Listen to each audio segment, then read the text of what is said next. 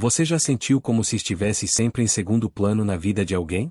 Como se fosse importante, mas não o suficiente? Tipo uma opção de emergência. Um plano B. Pois é.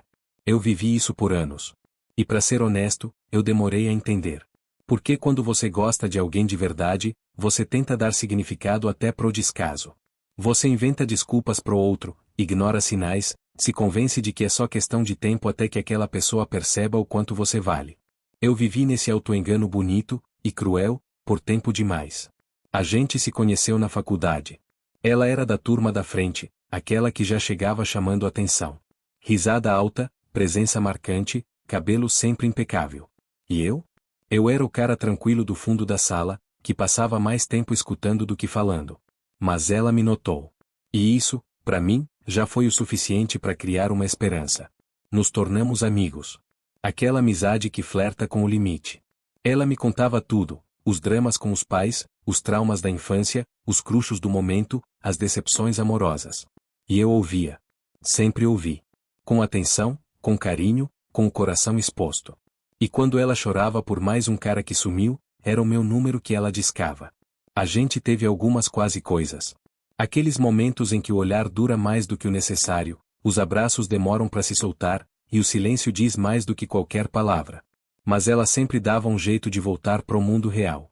De me lembrar, mesmo sem dizer diretamente, que entre nós havia uma linha invisível, que só ela podia cruzar, e nunca cruzava. Até que um dia, no meio de uma conversa sobre relacionamentos, ela soltou aquela frase que virou tatuagem na minha memória. Você é o tipo de cara que toda mulher quer casar, depois de se divertir com outros. Você é o meu plano B, se tudo der errado. Ela disse rindo. Como quem faz uma piada leve. Mas eu não ri. Não por dentro. Por dentro, foi como se alguém tivesse apertado um botão de alerta. Porque naquele momento, eu percebi o lugar exato que ela me dava na vida dela. Eu era a segurança. A rede. O plano de contingência. Nunca a primeira escolha. E mesmo assim, continuei ali por mais um tempo. Porque, no fundo, eu ainda acreditava que, se eu fosse bom o suficiente, paciente o suficiente, presente o suficiente, ela mudaria de ideia. Eu achava que amor se conquistava na base da insistência. Mas amor não é prêmio de consolação. Amor não é recompensa para quem aguenta tudo calado. O ponto de virada não veio com uma grande briga, nem com uma cena de cinema. Veio numa noite comum, depois de mais um desabafo dela sobre um cara que a tratou como lixo.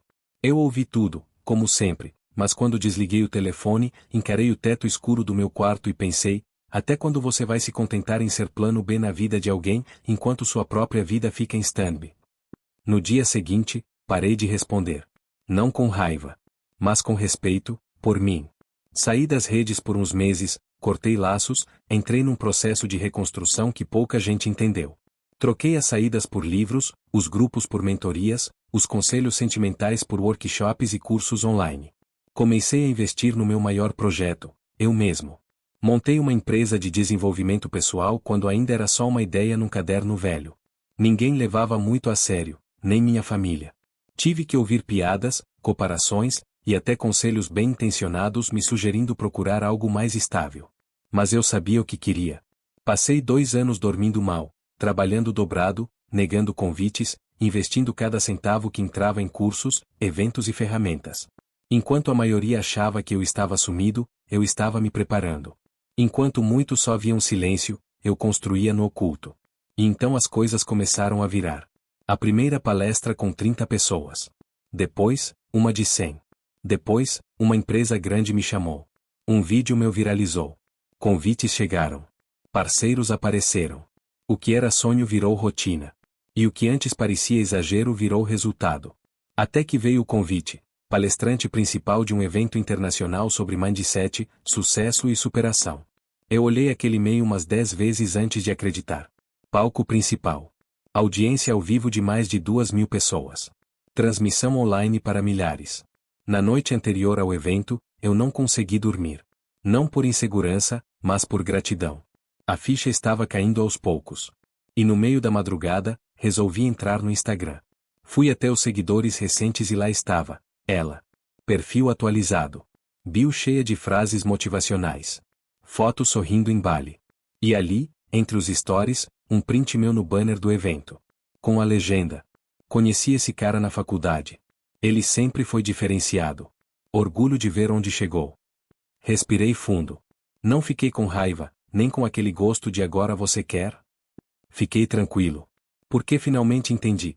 Tem gente que só te valoriza quando o mundo todo começa a aplaudir. Que só te olha com respeito quando você vira vitrine. Mas eu não subi naquele palco para provar nada para ela.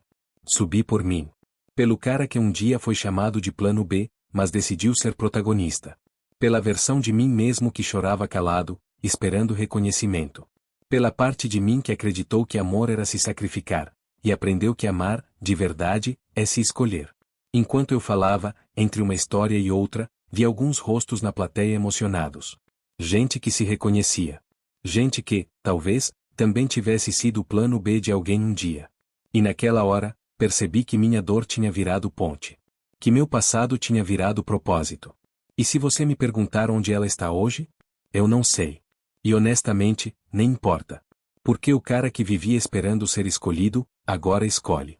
O cara que mendigava migalhas de atenção, hoje é referência. E o palco que um dia parecia distante, hoje é casa. Ela me assiste de longe. E talvez ainda pense que se tudo tivesse sido diferente, mas não foi. E tudo bem. Porque eu não precisava ser o plano B de ninguém. Eu só precisava entender que sempre fui suficiente para ser o plano A da minha própria história.